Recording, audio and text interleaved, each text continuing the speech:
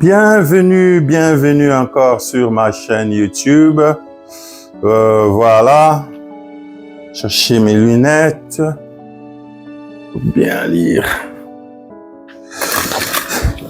Bienvenue sur ma chaîne YouTube. Il pleut, donc j'espère que cette vidéo sera bien parce que j'utilise la lumière normale. Donc sans lumière de fois, c'est difficile de faire des vidéos. Bon, voilà. Il pleut, mais on va faire ce qu'on doit faire. Aujourd'hui, je voulais parler sur la question de la soumission.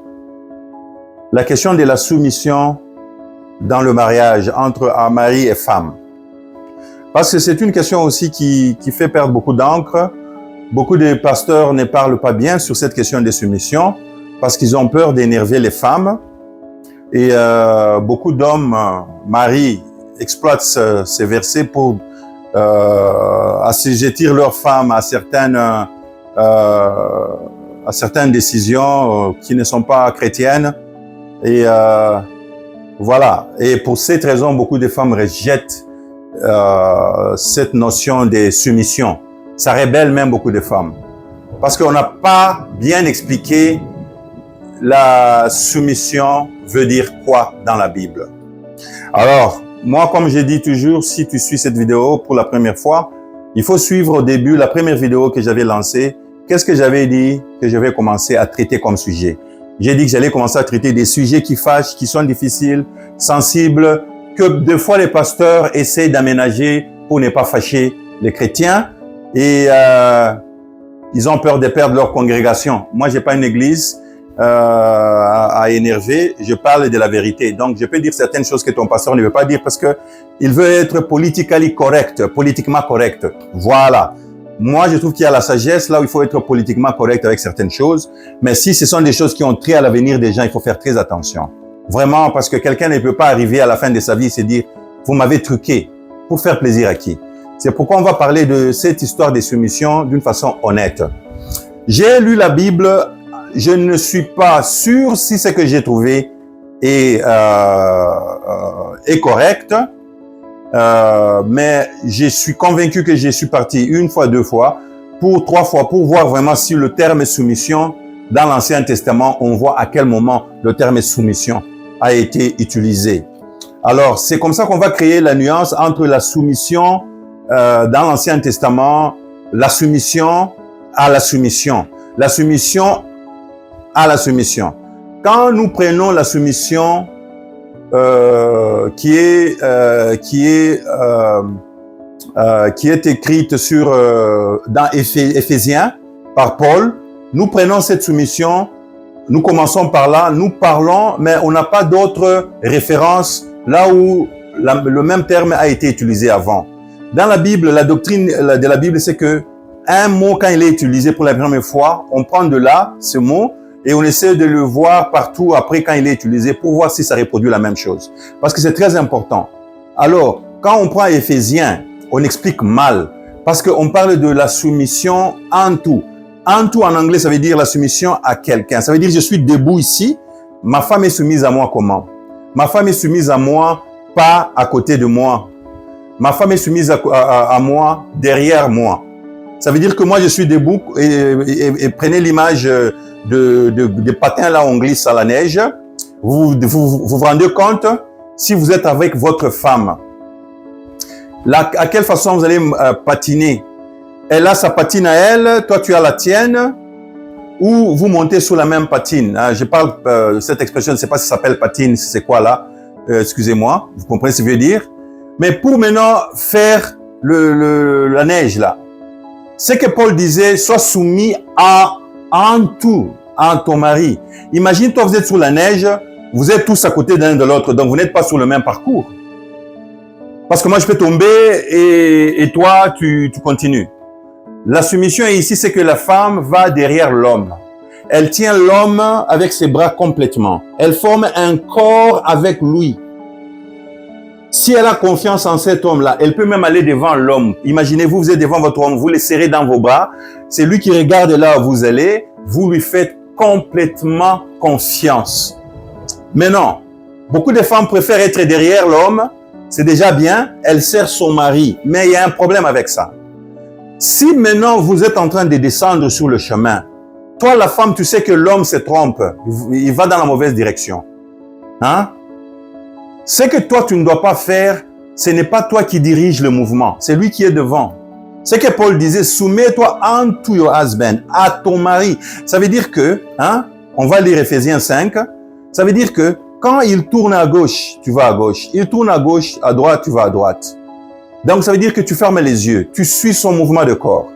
Alors même si il se trompe, en fonction de ce que Paul dit, comme tu as obéi à ton mari pour éviter les querelles, tu l'as laissé aller dans la direction comme il voulait. Paul dit, c'est avantageux pour toi parce que Dieu va faire quelque chose. Il va retourner cet homme-là dans le même chemin juste pour t'honorer toi. Comme tu n'as pas créé de querelles. Tu as laissé l'homme te diriger, il vous a amené dans un mauvais chemin. Mais à cause de ta loyauté, à cause de ton respect, à cause de ton honneur, Dieu va te relever en redonnant l'homme là le parcours une fois encore. Et là, il va dire, ma femme, elle avait raison. Maintenant, l'homme va commencer aussi à mettre certaines décisions. Avant de les prendre, elle te met là-dedans. Parce que l'homme, maintenant, sent qu'il peut te faire confiance. Maintenant, il peut discuter avec toi et prendre certaines décisions. Parce qu'il réalise que tout ce que tu dis aboutit à la raison. C'est là où maintenant vous trouvez la femme maintenant. Elle devient utile à l'homme au point où l'homme ne peut plus s'en passer. Parce que au début, elle s'est soumise à, pas en dessous, à côté de lui. Parce que vous prenez la soumission ici comme si c'est en dessous.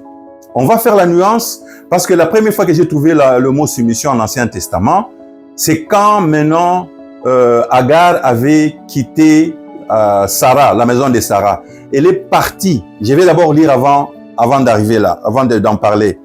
L'ange de l'Éternel la trouva près d'une source d'eau, dans le désert, près de la source qui est sur le chemin des Chour. Il dit, Agar, servante de Sarah, d'où viens-tu et où vas-tu? Elle répondit, j'ai fui loin de Sarah, ma maîtresse. L'ange de l'Éternel lui dit, retourne vers la maîtresse et humilie-toi sous sa main. Vous voyez ici la nuance. C'est la première fois que je trouvais la soumission dans la Bible. Et ici, l'ange donne l'obligation à Hagar, qui était la bonne de Sarah. Sarah a donné sa bonne, elle croyait que c'était une bonne idée de donner sa bonne à son mari Abraham, parce qu'elle ne pouvait pas accoucher. Et Abraham l'a engrossé, et maintenant la maîtresse, la bonne commençait à devenir, elle est en compétition avec sa propre maîtresse dans la maison de sa maîtresse. Sa maîtresse l'a chassée de la maison. Elle est partie en brousse, dans le noir là-bas, l'ange l'a trouvée. L'ange lui donne l'obligation de retourner chez sa maîtresse et de se soumettre, de s'humilier d'abord, s'humilier et se mettre sous sa main, et se mettre sous la domination de Sarah. Ce que Paul dit dans Éphésiens, vous allez maintenant voir ce que Paul dit dans Éphésiens, ça n'a rien à faire avec ce que l'ange a demandé à Agar de faire. Ce que Paul a dit à Éphésiens, il a dit, femme, soumets-toi à ton propre mari. Et je vais lire exactement comme ça se passe dans, pour ne pas changer les termes.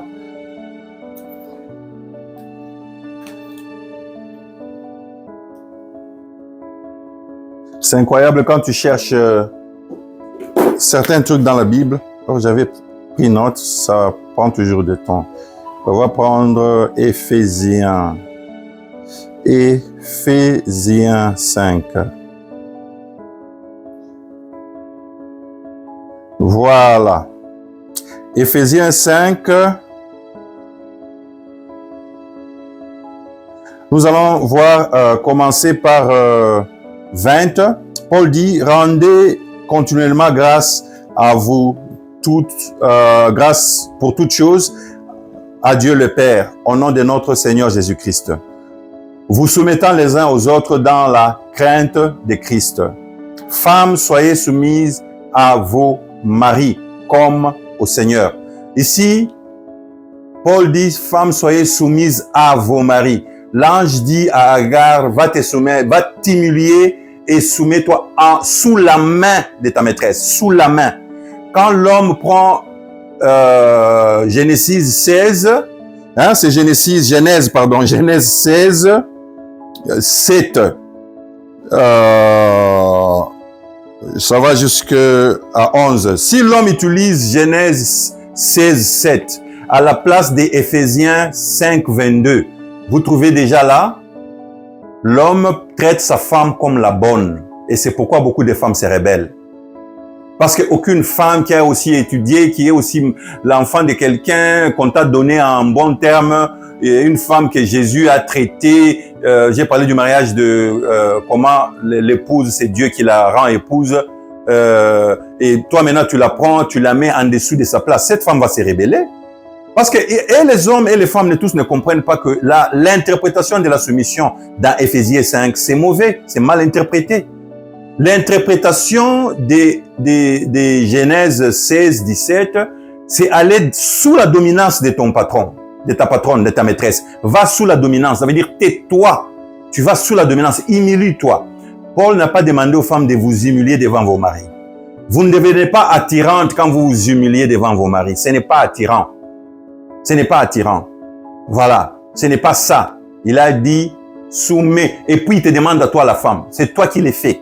C'est facile de te soumettre à l'homme que tu as choisi. Dans une des vidéos, j'ai parlé, l'homme cherche la femme, mais c'est la femme qui le choisit. Donc la femme a l'autorité de choisir l'homme. C'est facile de te soumettre à côté de l'homme que toi-même tu as choisi. C'est très facile. Alors, quand j'ai parlé de la patine, vous patinez sur la glace, l'homme va à gauche, toi tu sais que c'est à droite, tu le laisses aller. Hein? Et puis demain, il se rend compte que tu avais raison. Après demain, qu'est-ce qui se passe? Il te demande conseil. Quand tu lui dis seulement, il dit, voilà, ma femme a parlé. Tu commences maintenant à devenir, au lieu d'aller en conflit, vous disputez, tu deviens maintenant un outil sur lequel elle peut compter. Elle peut compter. Les hommes ne se retournent pas vers leur femme beaucoup, pas parce qu'ils n'ont pas nécessairement confiance dans leur femme, parce que l'homme veut impressionner sa femme. C'est pourquoi des fois on prend des décisions seules pour toujours montrer que on est capable. Hein? L'homme, c'est un chasseur, Anta. Il va chasser, il vient, il amène à manger. Maintenant, demander conseil à sa femme, des fois on croit que on ne va pas t'impressionner. Ce n'est pas toujours avec l'idée de rébellion. Mais vous les femmes, quand vous le faites, c'est toujours avec une idée de rébellion. Ce n'est jamais pour impressionner. C'est toujours la rébellion, d'abord, qui t'anime. L'homme, c'est pour impressionner. L'homme veut venir devant la femme et dire, j'ai acheté cette voiture, on prend la caisse, on va au restaurant. La femme veut acheter la voiture sans demander à l'homme, c'est pour démontrer que moi aussi je peux le faire. J'ai mon argent. Ça devient la rébellion. Vous voyez un peu. C'est pourquoi la Bible demande à Éphésiens toujours, l'homme aime ta femme comme Jésus a aimé l'église. Jésus est mort pour l'église. Donc à l'homme, on a demandé une condition plus difficile même qu'à la femme. Toi, on te dit seulement soumets-toi. Soumets-toi à côté de l'homme. Maintenant, imagine-toi, vous allez ensemble en train de patiner. Ça devient un peu la vie. La cadence là. Vous dansez à la même musique. Vous êtes en même position. L'homme se trompe, tu le laisses continuer. Quand vous arrivez à la destination, tu lui dis, c'était à gauche qu'on devait tourner. Il dit, ma femme me respecte. Demain, elle te dit, chérie, regarde comme on y va. Des fois, je me trompe, c'est toi qui paie attention. Vous commencez maintenant à conduire ensemble. Il t'associe dans ce qu'il fait. Vous devenez maintenant un couple fort. Voilà la différence. Voilà la différence. Il ne faut pas utiliser Éphésiens, Genèse 16, 7 à la place des Éphésiens 5, 22. Tu n'es pas venu marier une bonne pour toi. Tu es venu marier la fille de quelqu'un. Agar, c'était une esclave. Elle était une esclave qu'on avait donnée comme un cadeau à Abraham quand il était allé en Égypte. C'était une esclave. Ta femme n'est pas esclave. C'est une grande différence. Puis, il ne faut pas entrer maintenant dans le esclave. Pourquoi dans Dieu il y a les esclaves? Non, ça c'est le sujet pour un autre jour. Il faut juste comprendre la nuance. Voilà vous qui commettez les erreurs, redressez vos erreurs. Vous les femmes, soyez soumis à vos maris. Moi, je préfère une femme qui tient son mari par devant, elle regarde derrière, elle a tellement confiance en son mari. Et si le mari te dit, viens maintenant devant moi, regarde là où nous allons, je te tiens sous les hanches, toi tu es devant moi et moi je suis derrière toi, nous allons dans la même direction. Ça veut dire que vous êtes entré dans une harmonie là où maintenant l'homme aussi a confiance en toi, il t'associe dans tout ce que vous faites. C'est par là qu'il faut finir. Mais si tu n'as pas confiance, tu as peur, regarde derrière, tiens-le, regarde derrière, laisse-lui vous guider jusqu'à ce que tu aies confiance en lui pour regarder la même direction. Et comme ça, tu t'étais même quand tu vois les raisons, les erreurs. Parce que tu dois apprendre à te taire au lieu de créer une discussion pendant que vous êtes en train de faire les parcours. Tu vas les laisser avoir le bon moment pour lui parler et le faire raisonner et Dieu va toujours vous honorer. Au lieu de vous disputer sur le chemin et vous tomber vous tous, vous n'arrivez nulle part. Lui veut tourner à gauche, toi tu trouves que c'est à droite qu'il faut aller, tu vas à droite, lui va à gauche. Vous tombez, personne n'a évolué. C'est ce que Paul disait. Ce n'était pas pour te dire que toi tu deviens une bonne. Voilà, j'espère que j'ai édifié quelqu'un et j'espère que ça va aider à quelqu'un de redresser son ménage, à la femme, à l'homme, et même vous, certains hommes de Dieu, hein, vous induisez les gens en erreur. C'est ça qui a la différence. La femme se soumet à son propre mari. Et cette soumission, ce n'est pas une dominance. C'est elle-même qui fait choix. Ça devient facile parce que c'est elle qui a choisi son mari. Voilà. Vous les maris, arrêtez de demander la soumission de vos femmes. Dès que tu demandes la soumission de ta femme, tu dois déjà savoir que tu n'es pas à ta place.